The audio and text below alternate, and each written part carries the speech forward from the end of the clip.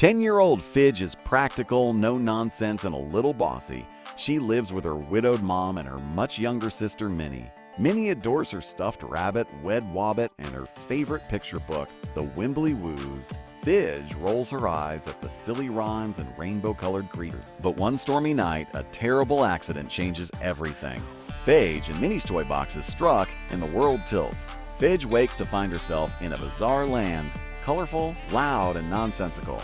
She is surrounded by the Wimbly Woos, blobby creatures in bright colors. Each color has one personality. Blue sings, yellow is timid, pink is bossy, green is kind. But something is wrong, the land is dark, gloomy, and frightened. The Wimbly Woos whisper about a tyrant who rules them with fear. To Fidge's horror, it is none other than Wed Wabbit.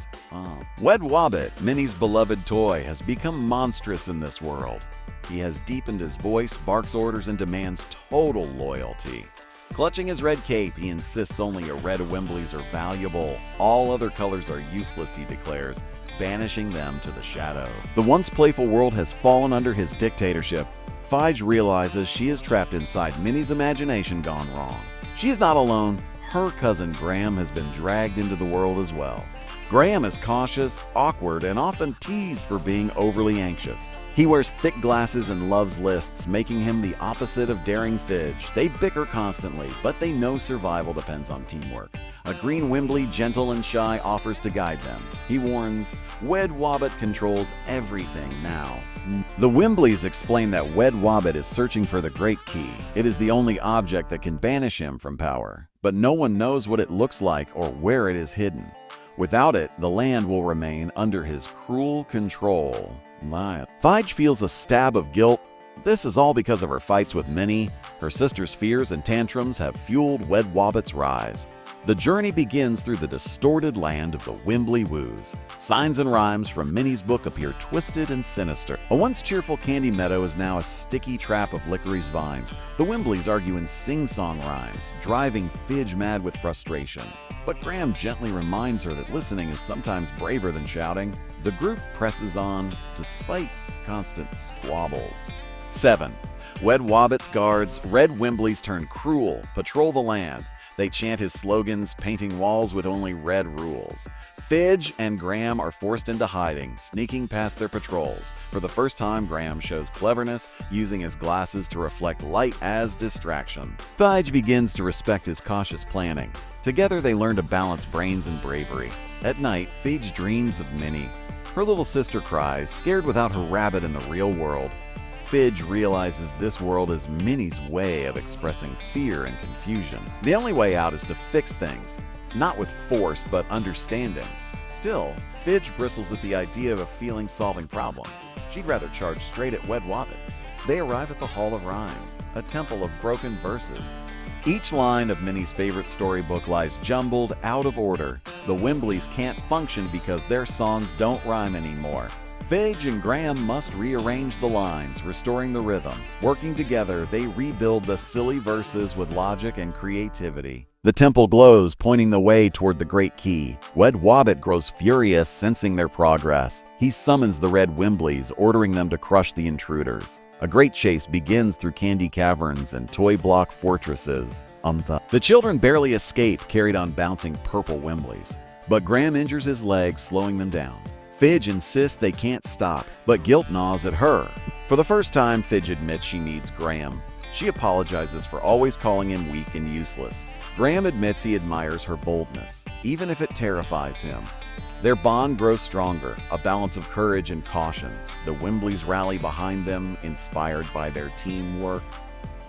The first cracks appear in Wed Wabbit's rule. The heroes discover the great key hidden inside a riddle. It is not an object at all. It is the power of Minnie's love. The land reflects Minnie's mind. Her fears gave Wed Wabbit control. To defeat him, Fidge must face her own guilt as a sister. She realizes she has been too harsh, never patient with Minnie. The great key is understanding, not violence. Wed Wabbit confronts them in his fortress, his form twisted and monstrous. His button eyes glow red, his stitched mouth curling in rage. He accuses Fidge of being a bully, of never loving Minnie enough. Fidge trembles, realizing the words sting because they're partly true. But Graham steadies her, whispering, tell Minnie the truth. Fidge finally admits she loves her sister deeply. The fortress begins to crumble as the land reshapes around Fidge's confession. Wed Wabbit shrieks, growing weaker, his power unraveling. The Red Wimbleys begin to break free of his control. The great key shines as the Wimbly woos sing in harmony again. Fidge holds firm, declaring Minnie doesn't need Wed Wabbit's cruelty. Love and kindness are stronger than fear. Wed Wabbit collapses into a pile of stuffing, his cape fluttering down. The land brightens, color returning, laughter echoing once more. The Wimbly woos dance in joy, their rhymes restored. Fidge and Graham realize the portal home is opening. But Fidge lingers, touching the soft fur of the defeated rabbit. She promises Minnie will get her rabbit back. Only better! In a flash, Fidge and Graham are returned to their own world. Fidge wakes beside Minnie's bed, holding the stuffed Wed Wabbit, but something has changed. The toy looks ordinary again. Minnie stirs, smiling sleepily, unaware of the magical war. Fidge hugs her tightly, startling her little sister. For once, she doesn't hide her love. Graham is there too, confused but proud. He and Fidge share a knowing look. What they saw was real. The toy's button eyes glint faintly, as if remembering. But Wed Wabbit is no longer menacing, just soft and worn.